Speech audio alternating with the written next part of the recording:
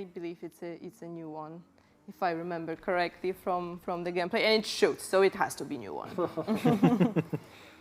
Okay, all right. So do I just start from the top? Can we talk about why can we shoot? Because it's awesome. That's why we can shoot. And right now we've got some mounted guns that is shooting from. And if you go into, vehicles, all of them you can use your pistols, your SMGs, and shoot from it. The vehicles, some vehicles have mounted turrets, of which we're demonstrating there, and then some vehicles have missile racks as well. So as far as the vehicle combat goes, those are your options with that. Oh, and there's hacking. You can hack as well from the vehicle and into other vehicles. How awesome does that look? And man, kudos to who recorded this in first person, driving in first person and shooting in first person. But yeah, and should I jump into the police system? Yes, because I think we just made them a bit angry. With vehicle combat, I should actually back up for a second. So on the bikes, you can also use melee weapons, which is a lot of fun. And then you can precision shot the gas tanks, which is different on different vehicles as they're different made. So it's one of those fun things that, as you get really good at this, you can really pull off some cool stunts. And you can hit tires with the katana blade, you can shoot tires. And so then the police system, as you get into trouble, one reason or another, you start to gain heat. And when the police show up, at first they're just like, okay, where did the action happen? Where did the crime happen? Or where did we get called for whatever reason and whatever kind of quest or whatever? And I try not to spoil things, but when they show up at the scene, if you're still at the scene, then of course you get into combat, but you might want to go. But if you start to really crank up the heat, then they'll send more people at you. And they have tactics. They try to run you off the road. They try to T-ball. It's so much fun when you're going full speed and suddenly, bam! It's like, we got those moments. It's really cool. So, and then if you really crank up the heat, they start to bring out their own weaponized vehicles. And then of course we're seeing here, and you crank it out even more. Now you got MaxTac that shows up. 5 stars.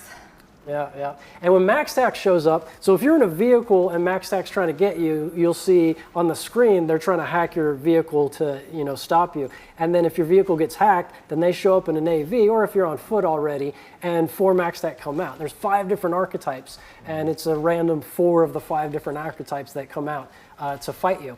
And one of the things is, like, as those of you who know you've played, there's difficulty modes, right? And you put on lower difficulty modes, guys are actually easier. However, with MaxTac, So they just have one level hard? Minimum is hard. Minimum is hard, and there's a minimum level as well. So there is no story mode for MaxTac. So the moral is don't do crime. Yeah. Well, yeah, I mean, because the thing is you don't get to this level unless you want it. You really got to push for this level, right, to get it here. And so if you're engaging in that, we want to make sure that MaxTac is an encounter. What should I go into? I mean, I could talk forever about this stuff. There's just so much. I don't know. I was playing and I was randomly just driving and was trying to get rid of the police. And the more I tried getting rid of them, the more of them were showing up. So I actually reached MaxTac this way because I just wanted them to leave me alone. Yeah, I just actually wanted to ask, like, what's the search loop for the police? Like, can you just I know you can run away from them, but you have to just run and run and run because I managed that. But is it difficult, or at some point they just so there's nobody there, let's drop the search? Yeah. So as far as 1, 2, 3 stars, you maneuver away. It's I mean we try to strike the balance of the realism, but also the agency of being like I'm trying to get out of this. And I'm not sure what's shown in this video, but we show you, like, we expand the radar, we show the circles, and we like to, internally, we call it the Pac-Man game.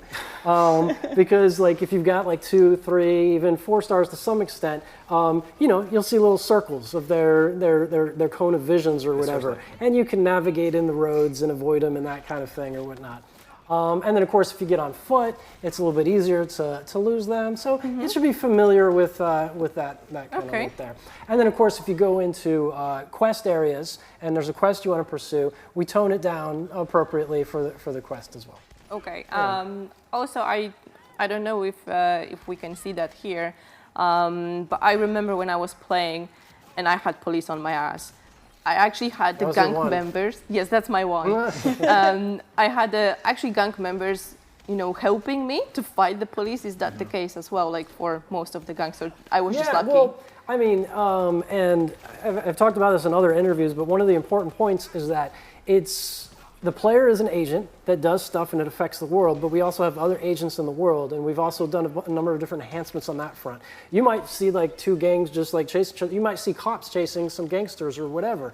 It has nothing to do with you. It's happening in the world. The world's alive. Now, you can interfere, and particularly going back to Dogtown, if you see like a caravan doing a weapons transport or whatever, or there's an airdrop or whatever, and Kurt's militia's coming to pick it up, you can intercept, and maybe there's some cool loot to be found there or whatnot. But it's the same thing here. Like if you're into it with the police and there's something else going on with the gang, it could be a mix. So they can help out, or not? If you play it right, you gotta be careful where your bullets fly. Okay. I actually also wanted to go back to the hit system because we have the stars, but can we actually explain how you can get the stars? Like, so if I shoot someone randomly on the street, do I get already 1 star, 2 stars, or do I actually have to run through like a bunch of people to get like 3 stars? Well, so if you commit any crime, you get a star. Like that, any crime. If you run someone over, if you shoot someone intentionally, you get a star. Now, especially when you get into Dogtown, but also in some other situations, you might get some stars based on quest situations, like things that are happening. And how do you? There's a formula and it's a gradient. So I can't say exactly like, okay, if you kill 3 people, an important point, it varies by district and neighborhood and funding, right? Because part of the Cyberpunk world, Night City, in the story, it's socioeconomic. So they care a bit more than others. Always one person, it's a star, it's a crime. But how far do they escalate? Do they send in the big guns? Do they send in max tech? It really depends on the funding in the district. And you also hear different, the police have different comments about what district and how much they care, what they're going to do, and that kind of stuff. We maybe tell a bit more about Dogtown police, and will NCPD go there? Police is not allowed there, right? The thing is that there's no NCPD, right? The Bargas are there, and we said they're trying to keep the district safe, but they're not that much trying to protect you. But still, if you're going to shoot them, they will try to shoot you back. And the same system goes: the more you shoot Bargas, the more you shoot people, the more stars they will have. They have different units. They have different vehicles. Can we talk what's going to happen over 5 stars in Dogtown? Or? Well, it's a little bit of a spoiler. You already introduced. It's. Yeah, okay, fine. Never mind. At any rate, there's different units, but in Dogtown, max tech will show up, because if there's someone that's at that level and it's cyberpsychosis, because you're causing that much mayhem, that's essentially what it is. Again, player agency-wise, it's not like we take over your character and then you're doing a cyberpsychosis thing. Then yes, max tech will show up in Dogtown, but otherwise it is the Bargas militia. All right. Can we defeat max tech? I know Sebastian is already killing them. Someone's doing great jobs surviving such a long time with max tech. So. Yeah. He was trying to show how badass he is. I get it. But no, and the other thing to note is in Badlands, it's Militech. Militech is out there. All right. In the Badlands, as far as the units go, with the heat system. All right. So I think we covered most of the police feature. If you guys have any questions, please drop them on our forums and Discord. So. We will try to clarify anything that's unclear, or if you want to know more during the next stream as well, with maybe the same guest or maybe with someone else. We actually have a cool question from our Twitch chat. So we can run from the police, we can fight with the police, but can we bribe them? No, we don't have a bribing. Took a second there. Yeah. Sorry, I was just watching. I wanted to see what he did. He did Quake, which was really fun, because when you do the slam, it does physics on vehicles, and you get some nice. But that's props for him for really surviving such a long time. Max tag. All right, what's the next question? Okay, so we have a question in general about Phantom Liberty. Does the story take us out of Dogtown at all? Yeah, a bit. Yeah, but yeah, exactly. You're not gonna spoil. Yeah, exactly. Yeah. So there are parts that you're gonna explore new places in Night City itself, but the majority of the thing it's Dogtown. That's enough. I think that's enough for people to know. And another one, will Dogtown be accessible outside of Phantom Liberty? So no, to be able to have the full experience of Dogtown, you have to get Phantom Liberty. However, for people that don't get Phantom Liberty, you're going to be able to see Phantom Liberty, Dogtown, from let's say from perspective of someone that cannot get in there. So you're going to see the whole thing. You're going to see the gates. You're going to see people standing trying to get there, but you will not be able to get because you don't have the access to it. So you will see the gate. Exactly. You see the gate. You will see horizon, the vista itself. It's there, but you will not be able to get in. Okay. So now I love it. Sorry to interrupt. Yeah, he's trying to they're shooting past him with the mounted weapons, and he's trying to outmaneuver. This is fun. And he's got you see the bar there, the hack. They're trying to hack, and they disabled his car now. And he's trying to run from the with from my next favorite weapon here. Look at that. The bat. All right, what's the next one? What's the next question? Oh, you like the questions? Well, I mean, I don't know. What's the next part in the script? Like, where do we go? I mean, we're gonna go. If you want to talk a little bit more about the car combat, this is perfect place as well. I can just talk about this from the perspective of the player. Okay. Right, which is when I remember you told me at some point like we're gonna get there. I was like, okay, fine, but I had no idea how fun it's gonna be, because it's really really fun. And from one point of view, being fun is that it also gives so much more fun factor to the whole thing. Right, you can just take your car and even wreak havoc over Night City itself. And that combined with police system trying to get away from them, fight them, it's really awesome gameplay loop, and I really have fun so much with it. So I'm just trying to say that this is just awesome. It's one of the best features I feel like we're introducing here, from my perspective, of course. Yeah. No, I mean, that's the goal, is to try to give. And I've said this in other interviews, but the city is beautiful. Right, like in the dark future kind of way, of course. But yes, it's beautiful and it feels so alive, and we wanted to just breathe more life into it. And a way to do that is with kind of systems that complement and manage and meet expectations, rather. Are we going to talk about vehicle gigs or vehicle contracts? Yes, we have another gameplay later on, so we can. I'm famous for going out of order. Because it always connects very well to this endless gameplay loop, which is so much fun from both Dogtown and Night City. We lost all the stars, and I think we're gonna be safe right now. Like he killed everyone. He killed the whole max tech almost. unit. Like there's still the whole NCPD is dead. But I guess we can go to the vehicle gigs. Okay, so what we're gonna show you in a second is our brand new type of missions. So we're gonna have vehicle gigs, which, as Kacper already mentioned, are very well connected with the police system and the car combat, because you basically start getting chased, so it's very easy to kill someone, and then police gets into it, and so on and so on. So let's start with the next part of the gameplay.